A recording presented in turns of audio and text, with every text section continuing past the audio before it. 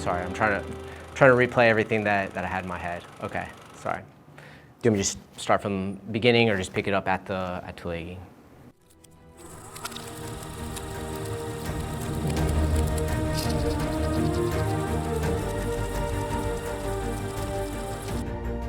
My name is Lieutenant Colonel Joshua Chambers. I'm the great-grandson of Colonel Justice M. Chambers, who received the Medal of Honor on Iwo Jima. So there's a lot of fierce fighting going on in the Pacific.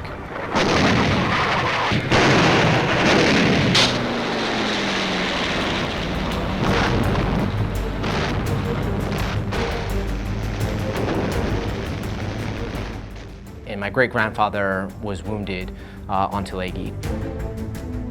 And while he was a patient inside of the hospital, the enemy counterattacked.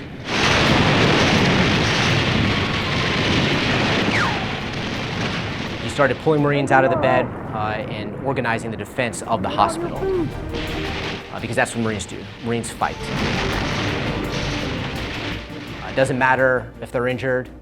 As long as there's a breath in them, they're going to continue to fight. And they were successful in repelling the enemy's counterattack.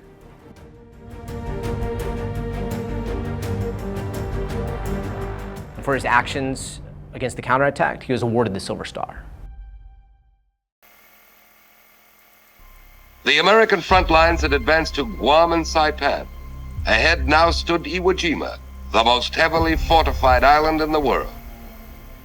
Buried deep underground lay 20 years of preparation for murder. 20,000 of their toughest fighting men waited for us to make the first move. D-Day, the beginning of the toughest 26 days in Marine Corps history. He took command of 3rd Battalion, 25th Marines just prior to landing on Iwo Jima.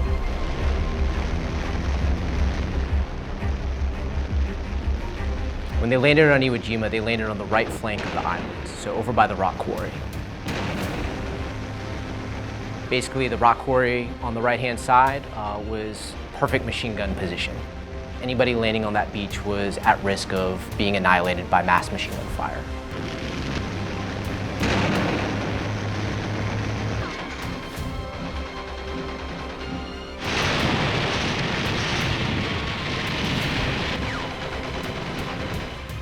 It took them 8 hours to move just 200 yards into the beach. By the end of the first day, they had lost more than half their officer corps and more than 500 enlisted personnel.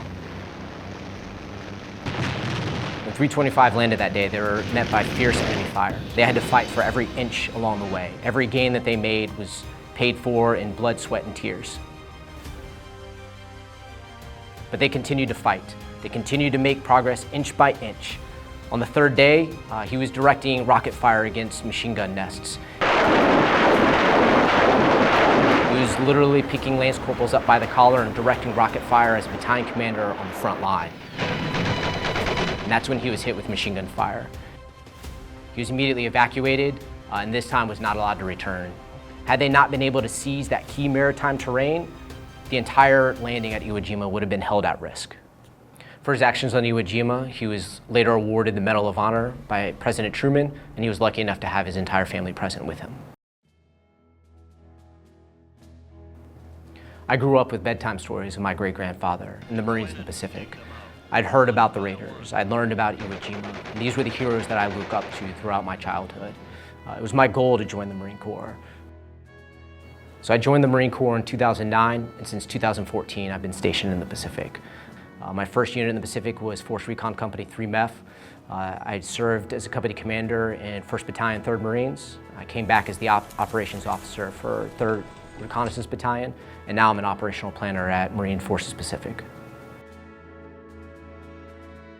So my current job at MAR 4 PAC is in the G3 as an operational planner. Basically, we put together contingency plans and future plans in case of crisis or conflict in the region. To be honest, it's been pretty humbling to serve in the Pacific, given my family's legacy. I've been able to visit a lot of the same places that my relatives have one day walked.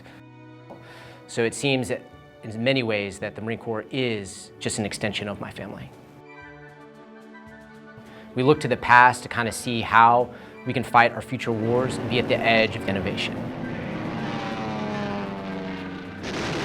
MAR 4 PAC is defining it every day.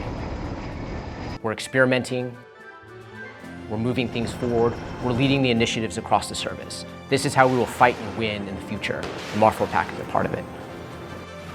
And wherever the crisis or conflict is, if America calls, Marines will answer the call. They're going to fight and they're going to win, period.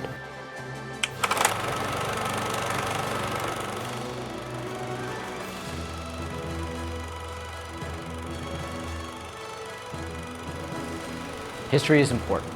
When we look at the battles and the Marines of the past, they give us clues of what we can do in the future. Marines fight and won in the past. Marines will continue to fight and win in the future.